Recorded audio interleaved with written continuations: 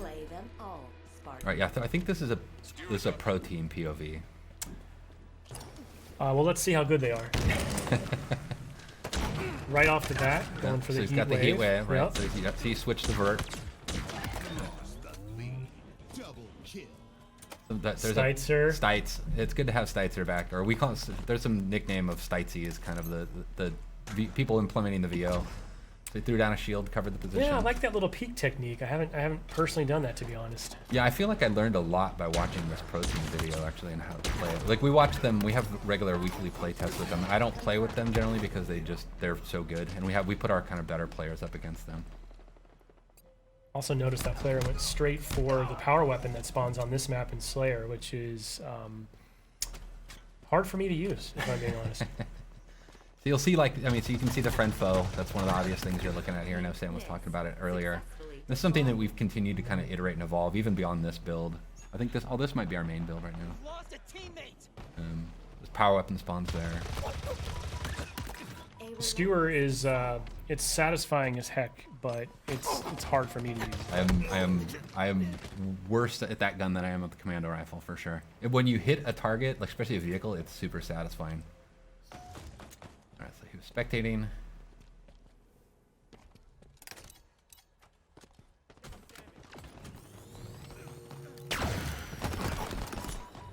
He missed the nuke. Tried for it. Tried for it. Successful.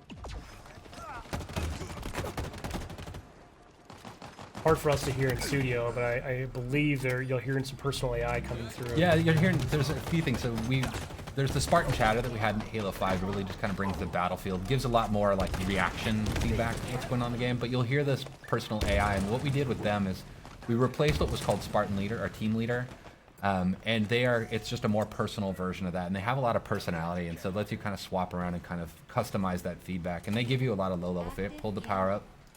Yeah, I was just going to mention, that's a change, right? It doesn't activate on pickup anymore. You can hold on to it.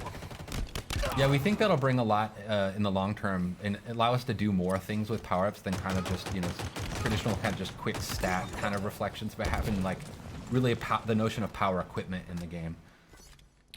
One thing that we won't see in this point of view, I really love the visual language that you and the team have introduced. It's very obvious when someone's pocketing a power-up like that. You'll see a glowing trail behind there's like them. a contrail behind them. Yeah, that was a big thing, is making sure we at least telegraphed that information. That was, making that switch, there was a lot of critical lenses on making sure that there was at least a readability to it in the gameplay.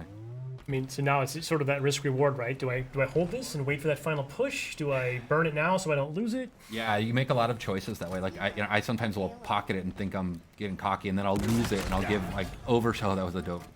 I'll give the OS to the enemy, which is super risky at that point. We're seeing a couple of little sort of, what do we call those, tutorial tips popping up there, which you can turn off in the settings. Yeah, you can turn them off, but on they're death tips is what we call them. But yeah, giving you a little bit of feedback, about the type of weapon that killed you, or like how you can respond better to it.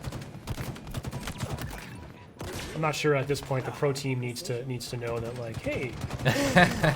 Yeah, exactly. Or like just opt out if you don't really care about it, if you don't need that information, or it makes you feel bad, as some people might feel.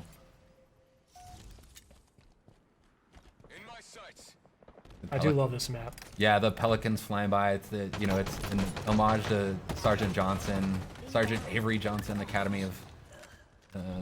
So it's kind of cool just to kind of pay homage to one of ours and everybody's favorite character in the side of the Halo canon. By the way, whoever this player is just getting active camo every spot.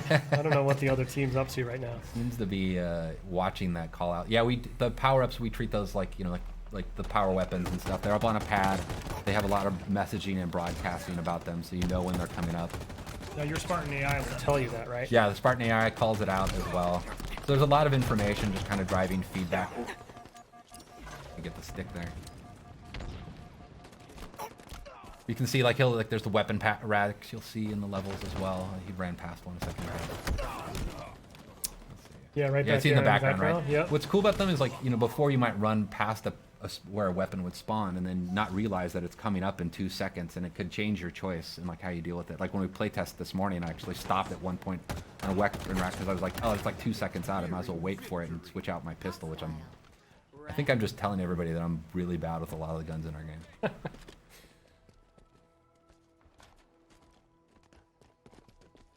my back.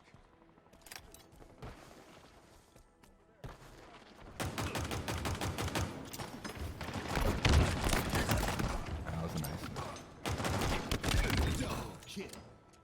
I do love the sidekick. It's really cool, and like when somebody's really good with it, it's really threatening because they can just feather that thing super fast and just crack This people. this player really likes this little like drop wall kind of Covering a technique, post, huh? yeah. And, like kind of locking down an entryway so they can watch their backs. It's neat to watch how people use these, like all the different equipments in different ways. Spike obtained. Well, hopefully a lot of players this weekend are going to be lighting us up on social, sharing clips with us, because I can't wait to see just some of the new creative ways that the community at large figures out how to use this new sandbox.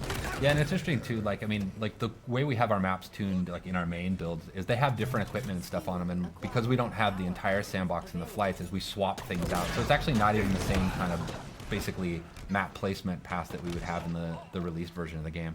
But it just at least gives us something so we can get something in there for people to play with.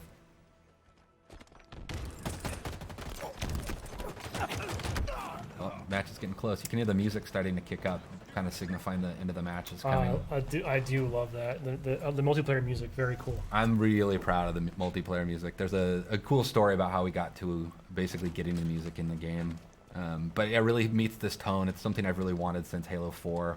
Was this kind of post-rock soundtrack to the multiplayer. Well, actually just a Halo, but it became one of my goals for multiplayer. Take your damage. Last kill. You've lost a teammate. 5 minutes remaining. Cool.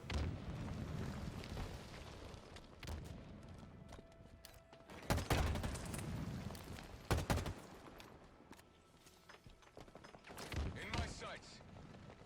Victory. Halo's got some drama.